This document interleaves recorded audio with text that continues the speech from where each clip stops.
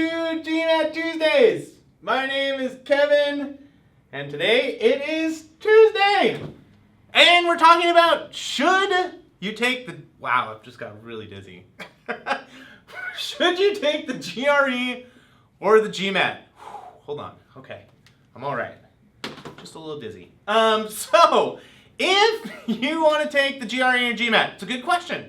It's actually a more legitimate question now than it's ever been. 2, 3, 4 years ago, there wasn't even an option. 10 years ago, it definitely wasn't an option. But now, many business schools are accepting both the GRE and the GMAT. So this is definitely a good question to consider if you should sign up for the GMAT or if you should sign up for the GRE. So first, I just want to talk a little bit about the similarities and the differences between the tests, and then some other considerations, and hopefully give you a path for deciding which one you should take. So first, let's talk about the similarities, that is really hard, and differences in the verbal section. So both tests have reading comprehension. Those are fairly similar. The GMAT has critical reasoning questions, which are really close to a GRE question, which is like a paragraph argument. There's more of them on the GMAT. There's less of them on the GRE. The real difference in the verbal section comes down to vocabulary and grammar. The GMAT tests your ability to fix sentences, to identify faulty grammar, faulty style, whereas the GRE is a test that really is focused on vocabulary. How well can you read a sentence and understand what it's saying, and then plug in vocabulary to complete that meaning. So consider yourself. Are you a person who's really good with vocabulary? Are you a person that's really good with grammar? That's something to think about. Now let's talk about the quantitative section, or the quant.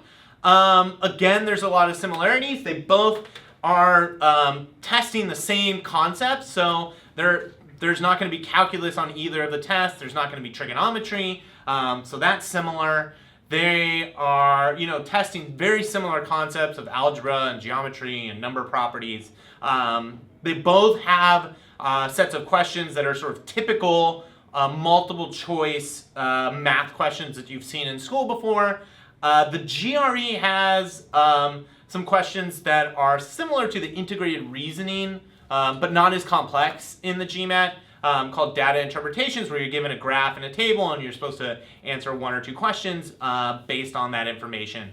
Also, the GRE has a section, quantitative comparisons, which is very unique. It's unlike any other type of math question out there, and unique in the same way that the data sufficiency questions on the GMAT are unique. So something where you'd have to study for it and understand what the question is asking and how to approach them.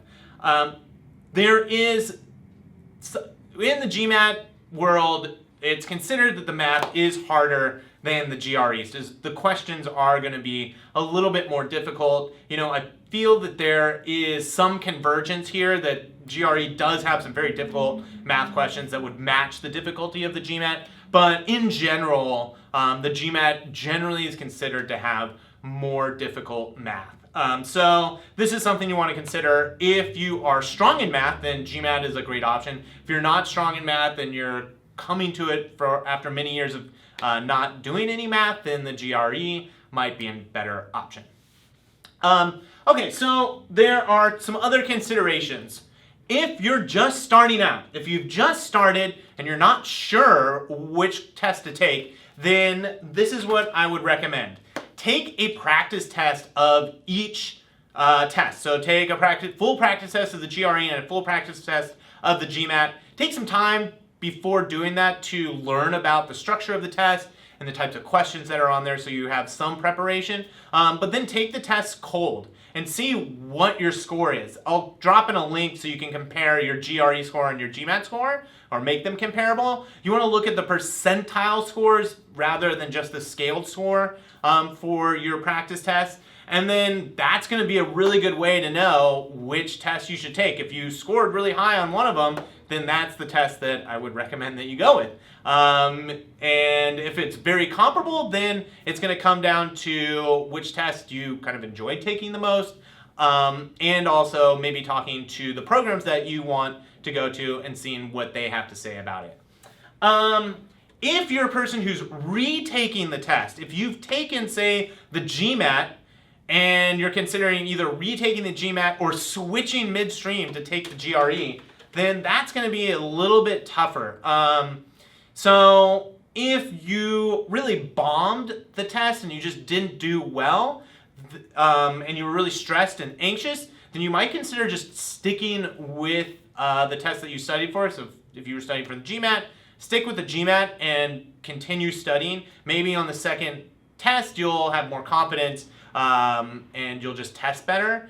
If you felt like you had a good test day and you just didn't reach the score that you were hoping for, then explore the GRE as a possible option, especially if you're looking for big point gains. If you're looking for 50 to 100 points of increase and you only have 2 or 3 months left, then switching and taking the GRE and prepping for the GRE might be a better option. But again, I would explore taking a practice test to just get a sense of where you are in terms of the GRE and your percentile ranking, so that you're not wasting all the time you spent prepping for the GRE or prepping for the GMAT and just switching over the GRE when really you might be able to push yourself to the level that you're hoping for.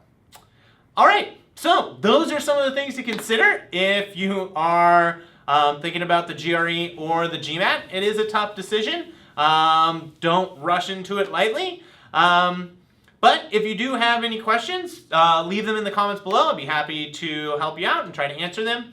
And of course, thank you for taking the time to watch. I definitely appreciate it. Be excellent to the universe.